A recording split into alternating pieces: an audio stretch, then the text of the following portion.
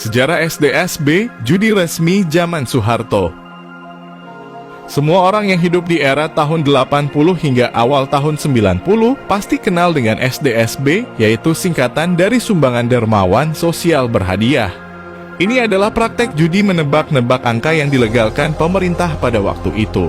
Dasar hukum tentang perjudian legal ini bermula saat pemerintah meresmikan SDSB pada tahun 1985 melalui Surat Keputusan Menteri Sosial Nomor BBS 1012-85.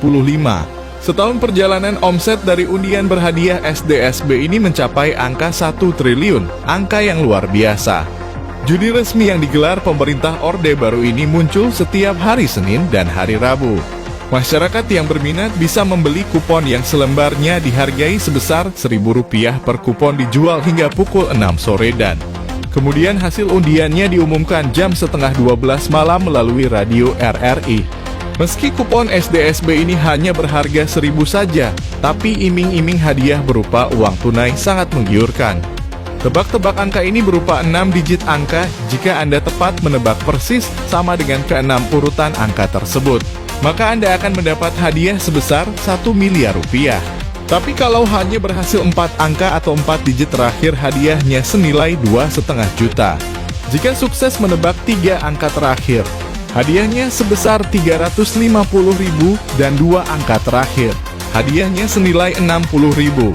Biasanya para pembeli kupon SDSB tidak hanya membeli 1 atau 2 kupon, mereka membeli puluhan bahkan ratusan kupon dengan nomor-nomor berbeda agar peluang mendapat hadiahnya terbuka semakin lebar. Para pembeli kupon judi ini awalnya hanya berniat sebagai hiburan sekaligus iseng-iseng berhadiah, namun lama-kelamaan mereka melakukan hal-hal bodoh di luar nalar untuk mendapatkan nomor jitu. Tak jarang mereka meminta nomor buntut ke tempat-tempat angker, mendatangi dukun-dukun, dan membuat orang kesurupan untuk dimintai nomor SDSB. Tak hanya itu, anak-anak kecil polos dan orang tak waras di jalanan pun dimintai nomor yang akan keluar. Segala buku tafsir mimpi pencocok nomor buntut menjadi buku suci bagi para penjudi ini. Kemudian para penggemar SDSB tersebut tiba-tiba menjadi ahli tafsir mimpi.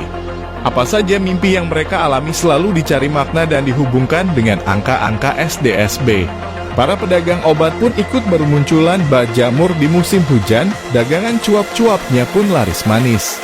Para penjudi ditipu dengan iming-iming nomor SDSB cantik yang mereka jual. Lebih gilanya lagi bila ada kecelakaan kendaraan bermotor.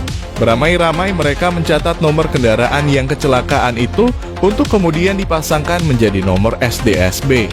Saat itu, seakan masyarakat Indonesia hampir gila karena SDSB ini. Dan mirisnya lagi, para pelaku judi legal ini adalah orang-orang kecil yang pendapatannya tidak seberapa.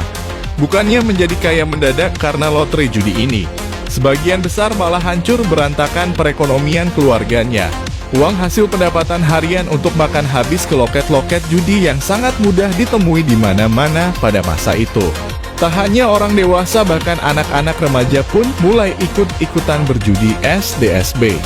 Selama 8 tahun undian resmi ini beroperasi, kelompok agamawan seperti MUI menganggap SDSB tak lain dari judi yang terselubung. Mahasiswa, aktivis sosial, dan masyarakat pun mulai turun ke jalan memprotes keberadaan SDSB.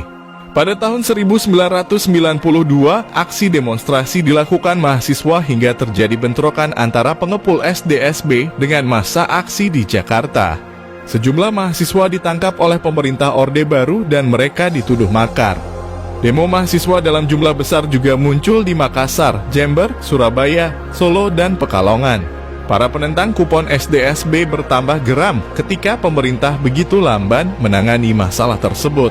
Buntutnya gelombang protes semakin memuncak dan panas. Sejumlah kios penjualan kupon SDSB dibakar di beberapa wilayah di Jakarta dan daerah-daerah lainnya. Awalnya penyelenggaraan SDSB akan diperpanjang hingga tahun 1996, namun pemerintah mulai berpikir untuk menyudahi izin operasi SDSB.